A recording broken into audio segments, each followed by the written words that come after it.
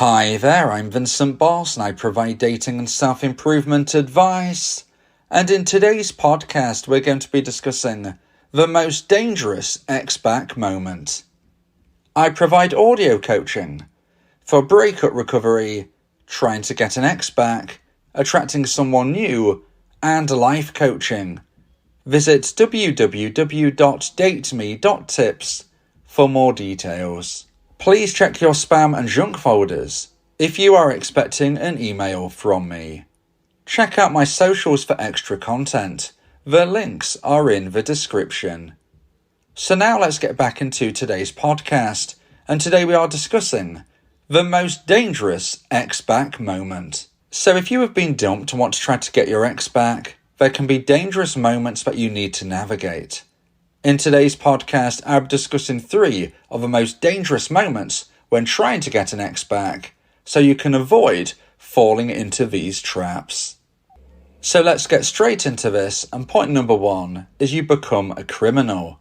So very few people want to become a criminal, and yet with the heightened emotions of being dumped, some dumpees come dangerously close to breaking the law through stalking, blackmail, or making threats. Now maybe you're thinking to yourself, I would never do that. Or maybe you're actually thinking, have I already crossed that line? Either way, it's important we go through these elements because very few of you would deliberately want to move into this realm, but sadly, some of you will. And it's very, very dangerous if you do so, not just for yourself about potentially getting in trouble, but also for your ex. Whether or not you feel that they deserve your concern, whether or not you believe that they've done you right or wrong, you should never behave in a way which is dangerous, disrespectful, or criminal.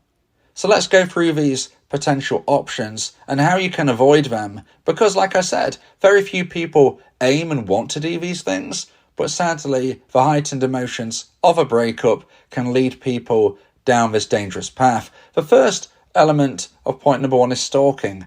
Now, you might not think it's stalking to try and have a word with your ex. I just want to grab a word with my ex. I just want to have a conversation with him. I just want to sort this out. But you have to understand that if your ex-dumper has become your ex-dumper, the breakup has been settled, everything during that time has been said from their perspective, and even if you feel that yours hasn't been completely said, if they have actually said those words of I don't want to speak with you anymore, I don't want to have a conversation, I don't want to see you, unfortunately, even if you feel that you haven't said your piece, then unfortunately, at this stage you need to respect their wishes. If they have said they don't want to talk to you, you can't be waiting outside where they work. If they have said to you, I don't want to see you right now, you can't be banging on their door. Now listen, there is a fine line potentially between you believing that you have a valid reason to have a conversation and then believing that they don't want to see you. But ultimately, there is always consent at play. And if someone has said, I don't want to speak with you, I don't want to see you, then you shouldn't be trying to force that issue. And again, I appreciate it could be a fine line. Maybe you've been dumped by text with no real explanation, and you think to yourself, well, I'm going straight to where they work to have a word with them. Now, I'm not saying what's right or what's wrong in very delicate situations such as this, but what I'm speaking about are things which are a bit more clear-cut. Maybe you met face-to-face, you had a conversation. Unfortunately, the relationship ended. You didn't want it to end, but they said, look, I'm sorry, it's over. Maybe you wanted to say a few more words and they cut you off short. Maybe you feel that's unfair. But if this has been said in that kind of way, you need to respect their decision. And stalking is something that you can slip into by thinking in your own mind, well, I just want to grab a quick word. I just want to have a conversation. You have to understand that no means no. And even if you feel that there is something that you really need to desperately say, you need to really consider, is your behaviour going to make things better or worse? Now, there are grey areas, and like I said, I'm not trying to distinguish precisely about where that line is. This is something that maybe you need to have a real good think about. Maybe you want to speak with friends and family, a local counsellor. Maybe you want to speak with me via my audio coaching service. But by and large, generally speaking, when we're talking about the average situation, if you've been told, I don't want to see you anymore, I don't want to speak with you anymore, you should not be trying to find a way to have a conversation. Waiting outside where they work, knocking on their door, hiding in the shadows. It's stalking. Whether or not you believe it is, whether or not you think it is, if you behave in this way, you could get into a lot of trouble. You're also going to be scaring your ex, which is not good in any way, shape or form. And also, if you want to try to get your ex back, this is certainly not the way to go about things. Now, element number 2 within this first point of today's podcast is blackmail. Now, this is probably a little bit more obvious to the dumpee that they're doing something wrong, but still, some dumpees fall into this trap through desperation. Maybe they'll say something along the lines of, well, if we don't sort this out, I'm going to tell everybody about A, B, and C. Something along those lines. That's blackmail. You shouldn't be threatening or blackmailing anybody in this world, let alone your ex, someone that you actually supposedly want to get back in a relationship with. Do you really think that getting them back in this type of way is going to be something which is long-lasting and forevermore? No, you want somebody to be with you because they want to be with you, not because they feel blackmailed, not because you are forcing their hand. Not only is this illegal, but it's cruel, and your relationship would never be the same, because if you are blackmailing somebody to be with you, then they don't truly want to be with you. Now, the third element of point number 1 is making threats. Now, this could be to your ex themselves, or it could be to other people connected to your ex. Maybe, for instance, that you believe a friend of your ex has quote-unquote poisoned their mind against you, and therefore you start to make threats against them. Do you really think this is going to help you? Whether they have or whether they haven't, you've got to be very careful in what you do and what you say, because you don't want to be making matters worse.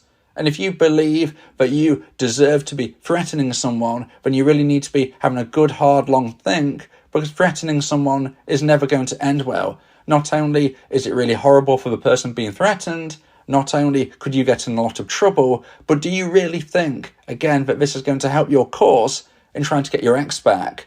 Maybe you are threatening your ex to actually be with you, and again, that would connect with blackmail, but as I've just mentioned, it could be threatening somebody within the wider circle for whatever reason. Maybe even you see your ex spending time with someone else, you think they could be a new potential dating option, and you're thinking, I don't want this person trying to get involved with my ex when I want to get them back, so I'm going to threaten them. Again, do you think this is going to help you? Because they are likely to tell your ex.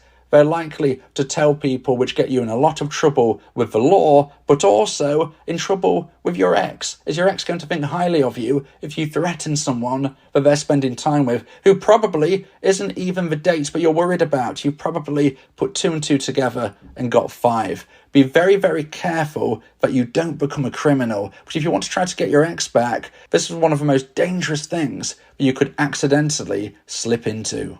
So now let's get into point number 2 and the second point of today's podcast. Please like this video if you're watching on YouTube and subscribe to the channel. And point number 2 is reckless lifestyle.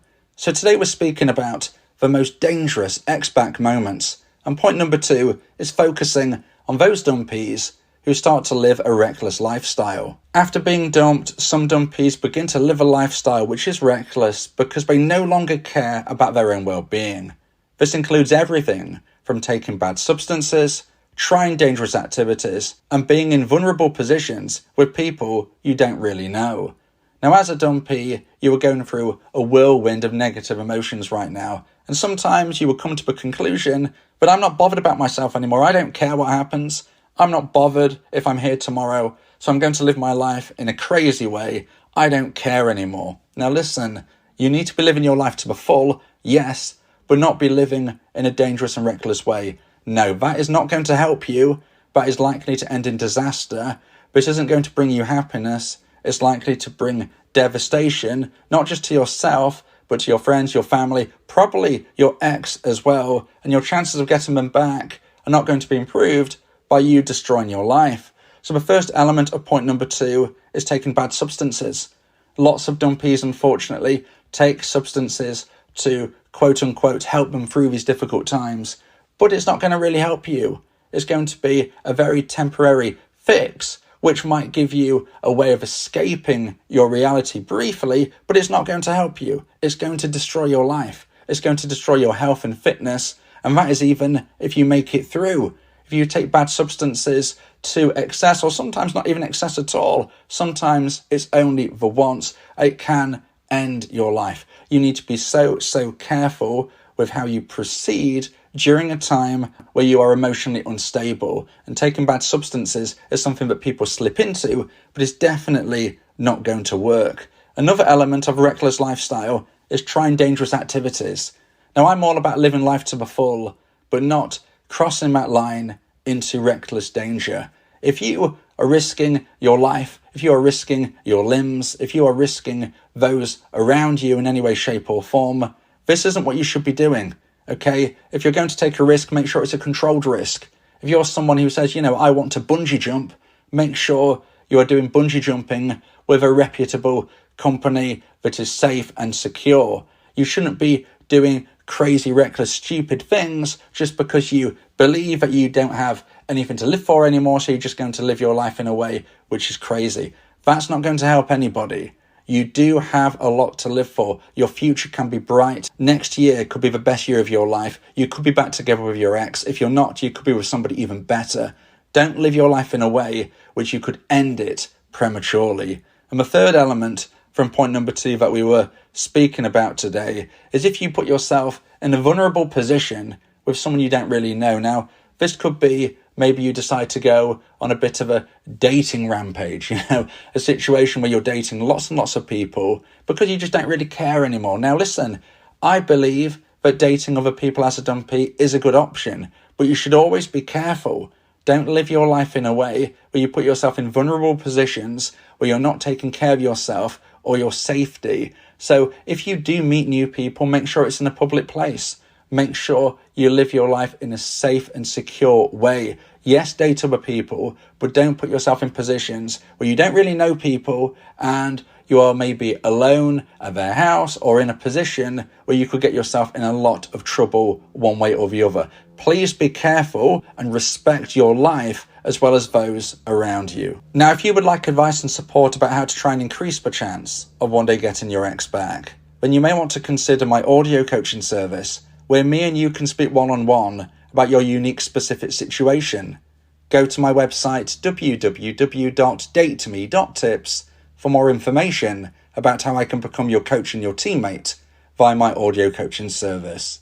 Talking about your feelings can also improve your mental health. It helps prevent the buildup of negative emotions, which can lead to stress, anxiety, depression, and even physical health issues. Speak your heart to free your mind. So now let's get into point number 3 and the final point of today's podcast about the most dangerous ex-back moment. And point number 3 is accepting less than you deserve. Now, this might not sound as dangerous as the previous things we've spoke of today, but in some respects, it's the most dangerous of them all, because it can mean that you sell yourself short and prevents you from living your best life. Now, this might be regarding your ex, or it could be regarding someone new, offering you a relationship on terms you don't really want, but feel you should accept. As a dumpee, sadly, your self-esteem has likely lessened. You likely have low self-esteem. You likely have low confidence.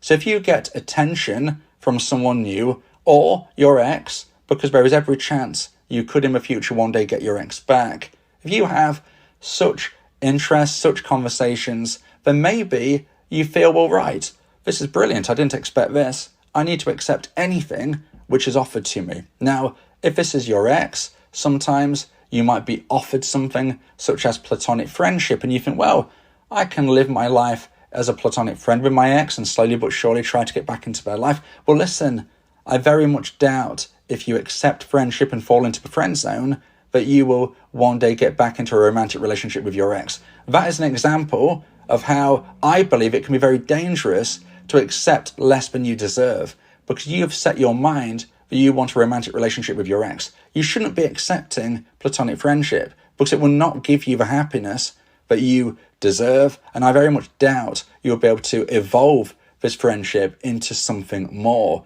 Now, flipping that around, your ex-dumper might offer you a casual relationship of friends with benefits. Again, is this really what you want? You might be thinking, well, I'll accept this, and we can try and evolve this into a fully fledged long-term relationship which is loving rather than just lustful. Again, listen, if you are being offered something that you don't want, that you don't feel that you would be happy with in the long term, you shouldn't be accepting it. Now, I understand, but if you meet up with your ex for the first time in a long time and things become intimate, that can be really exciting. That can be something spontaneous that you both want. That's fine. Two consenting adults can do what they want. But what I'm speaking about is longer term, if it becomes clear that they are only offering you casual and you want more. You shouldn't be accepting something where you sell yourself short. It's very dangerous to your own mindset. You will never feel the happiness that you deserve. You deserve more than they are offering. Now, this isn't just about your ex. This could be someone new into your life offering you some type of attention that you didn't expect because of your low self-esteem. And again, you fall into the trap of accepting a situation that you don't truly want. But you think, well, I best take what I'm offered because I'm not deserving of anything more.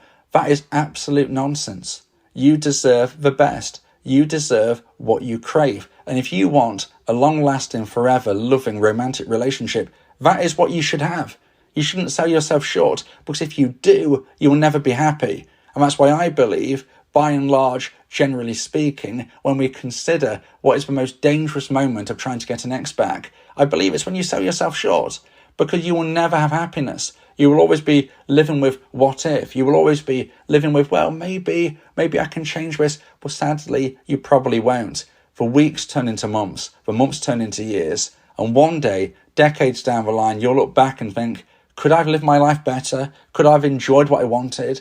Could I have got married? Could I have had children that I always wanted, but instead I never did? Because I was just living the life for an ex or someone else to the way they wanted to live it rather than me. They wanted to do this and I didn't, but I accepted it. And therefore now I feel like I've wasted the opportunities of what I truly desired because I've just been a puppet and they've been the puppet master. You've got to be very, very careful by making sure that you never accept less than you deserve. If you believe that this podcast has helped you, then please consider buying me a coffee. The link to do so is in the description.